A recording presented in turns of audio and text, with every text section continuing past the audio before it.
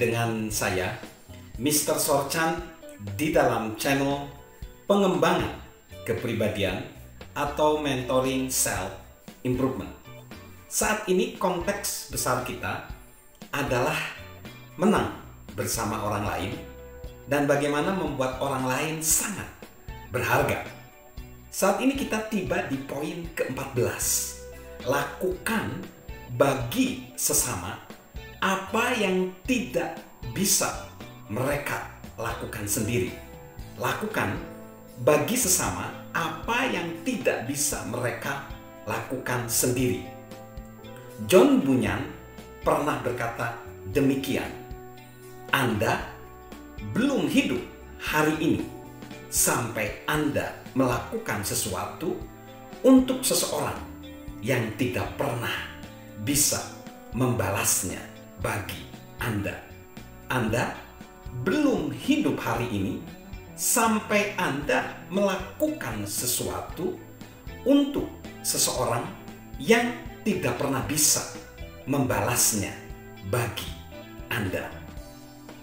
Sejak awal mula, Les Perret merasakan dorongan di dalam karir dia sebagai penceramah atau pembicara.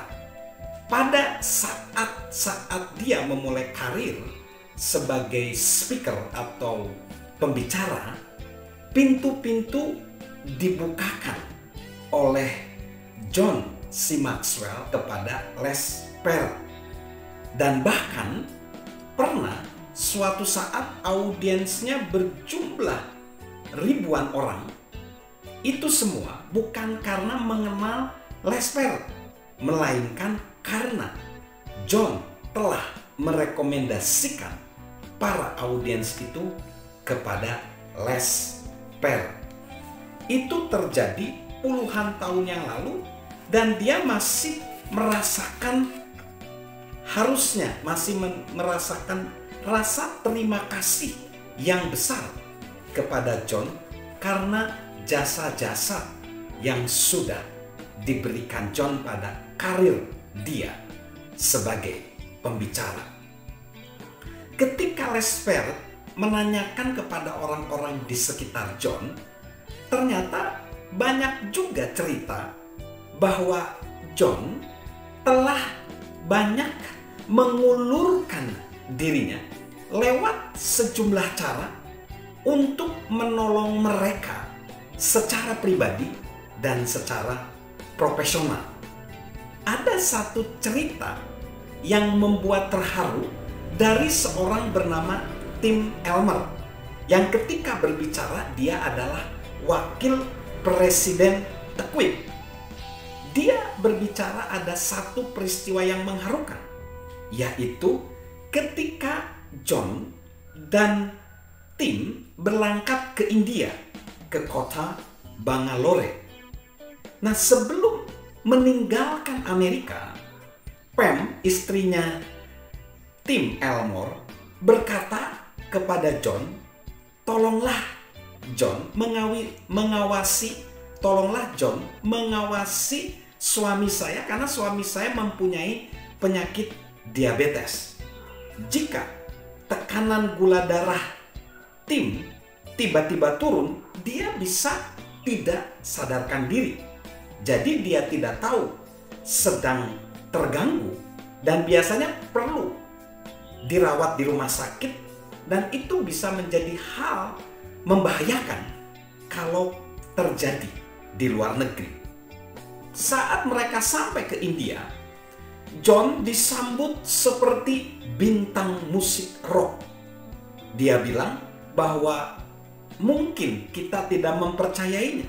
Di luar negeri orang sampai harus berbaris meminta tanda tangan untuk bukunya John.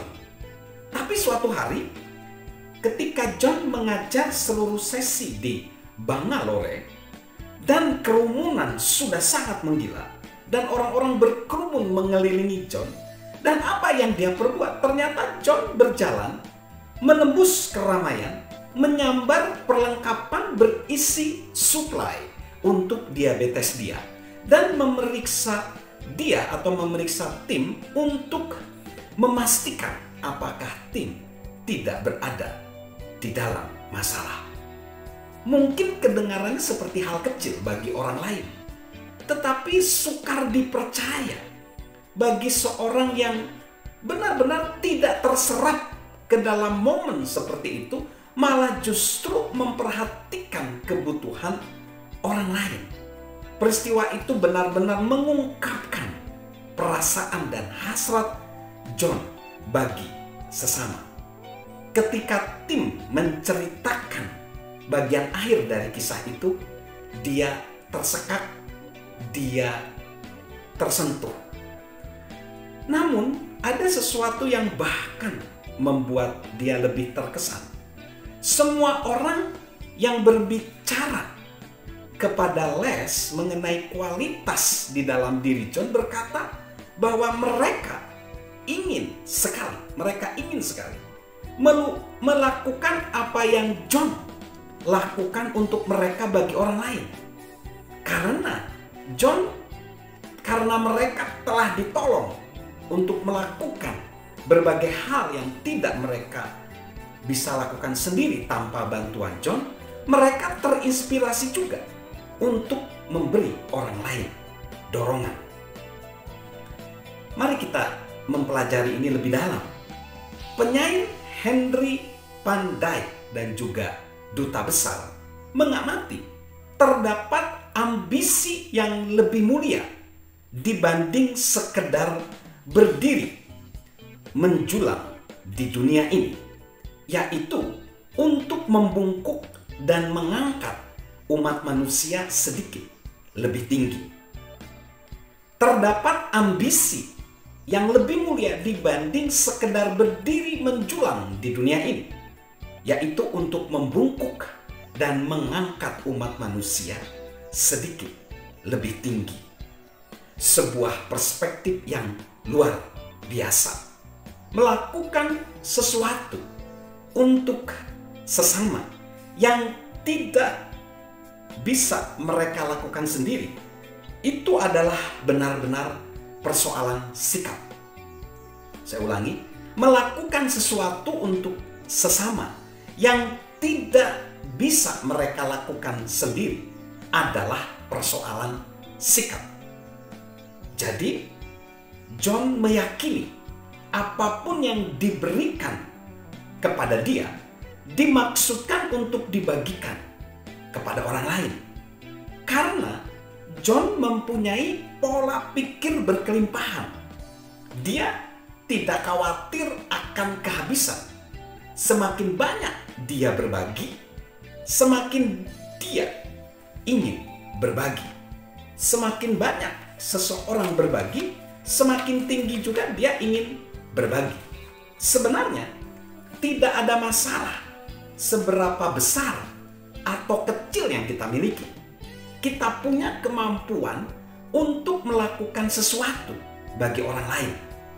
Apa yang tidak bisa orang lain tersebut perbuat sendiri.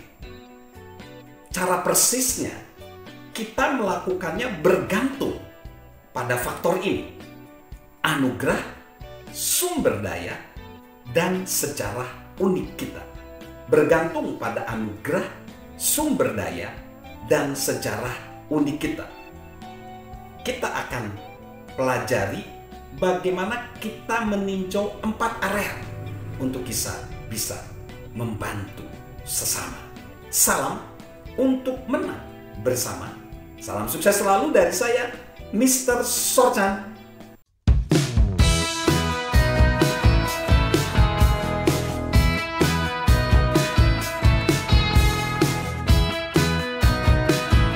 Halo guys, sahabat Mr. Sorchan. Yuk subscribe channel Mr. Sorchan, beri komentar, dan share agar orang lain bisa menjadi lebih baik. Salam sukses luar biasa, salam sehat selalu dari saya, Mr. Sorchan.